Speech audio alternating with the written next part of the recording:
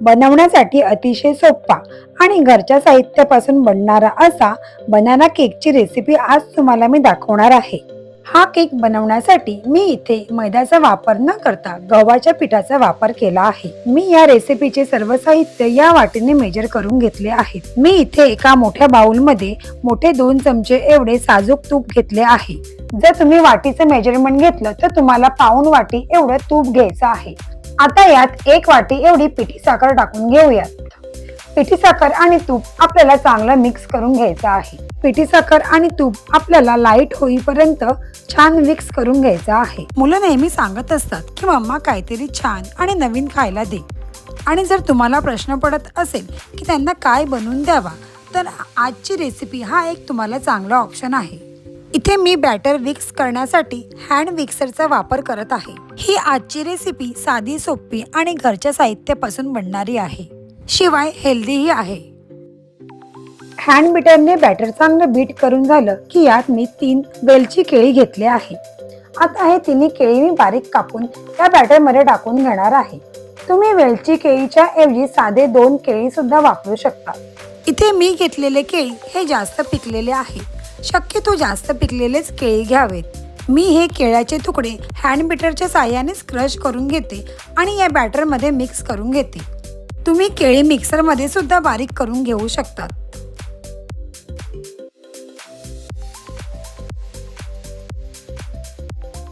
इथे आपल्याला हा बॅटर चांगला एकजीव करून घ्यायचा आहे।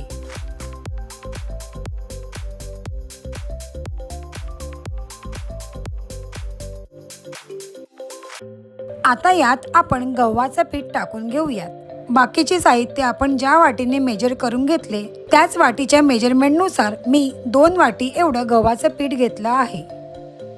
या रेसिपीचे साहित्य आणि मेजरमेंट मी डिस्क्रिप्शन बॉक्समध्ये दिलेले आहेत।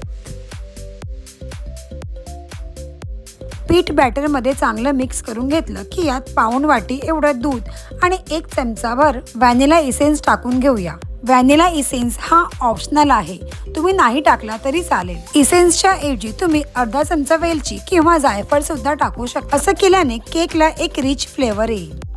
इथे मी हँड बीटर ठेवून आता स्पॅच्युलाच्या साहाय्याने हे बॅटर सर्व मिक्स करून घेते। आज मी तुम्हाला अतिशय सोपी आणि कमी साहित्यात बनणारी अशी बनाना केकची रेसिपी दाखवत आहे। जर तुम्हाला ही रेसिपी आवडली असेल तर घरी नक्की करून पहा आणि केक कसा झाला होता हे कमेंट करून नक्की कळवा। आता मी यात 1 टेबलस्पून एवढा बेकिंग पावडर आणि हाफ टेबलस्पून एवढा बेकिंग सोडा टाकून घेते। आता यावर मी पाव वाटी एवढा दूध टाकून घेणार आहे आणि हे मिश्रण छान मिक्स करून घ्यायचं आहे। या पूर्ण रेसिपीमध्ये मी 1 वाटी एवढं दूध वापरलं आहे। यस, आणि आता आपला बॅटर रेडी आहे फॉर बेकिंग। आता हा बॅटर मी एका बटर पेपर लावून घेतलेल्या आणि तुपाने ग्रीस केलेल्या टीन मध्ये काढून घेणार आहे। केकचं बॅटर बनवायला घ्यायच्या अगोदरच मी गॅसवर एक कुकर प्रीहीट करण्यासाठी ठेवलं होतं। तुम्ही कुकरच्या ऐवजी कढई किंवा एखादा मोठा पातेला सुद्धा घेऊ शकता। इथे मी बॅटर टीन मध्ये टाकून घेतलं की थोडं टॅप करून घेते, म्हणजे एअर बबल्स निघून जातील। आता मी वरतून थोडे चोको चिप्स टाकून घेते। तुम्ही चोको चिप्सच्या ऐवजी टूटी फ्रुटी, चेरीज, ड्राय फ्रूट्स सुद्धा टाकू शकतात।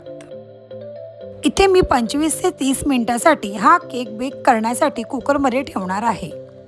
परफेक्ट 30 मिनिटं झालं आहे आणि आता आपण केक चेक करून पाहूया।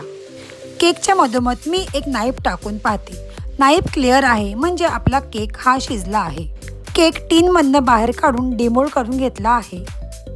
पहा किती छान स्पंजी यमी असा बनाना केक तयार आहे। हा केक यमी तर आहेच, त्याचबरोबर हेल्दी सुद्धा आहे। तसेच हा केक आपण घरच्या साहित्यापासूनच बनवला आहे। अगदी सोपा आणि सहज कोणीही घरी सहज बनवू शकतो अशा या केकची रेसिपी आज तुम्हाला मी दाखवली आहे। हा केक तुम्ही टी टाइम केक म्हणून सुद्धा खाऊ शकतात, शिवाय मुलांना टिफिनला सुद्धा देऊ शकतात। तर कसा वाटला आजचा व्हिडिओ नक्की कमेंट करून कळवा। चला बाय, भेटूया पुढच्या व्हिडिओत।